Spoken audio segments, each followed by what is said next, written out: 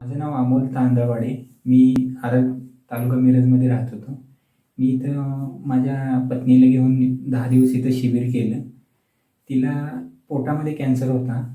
मग आम्ही ज्यावेळेला ॲलोपॅथीची ट्रीटमेंट घेत होतो त्यावेळी 3 ते 4 दिवसाला पोटामध्ये पाणी व्हायचं, ते काढायला लागायचं.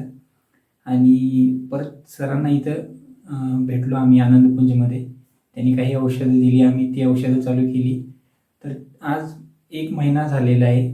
पूर्णपणे पोटामध्ये अजूनही पाणी झालेलं नाही आहे. आणि इथे आम्ही 10 दिवस शिबिर केलेलं आहे. आम्ही खूप समाधानी आहोत. आणि जे 10 दिवसापूर्वी पेशंटचं वजन खूप कमी झालं होतं. किमोथेरपीमुळे साधारण 1-1.5 महिन्यामध्ये 10 किलो वजन कमी झालं होतं. आलेल्या दिवसापासून आज 10वा दिवस आहे. पेशंटचं 2 किलो वजन वाढलेलं आहे. त्यामुळे आम्ही खूप समाधानी आहोत.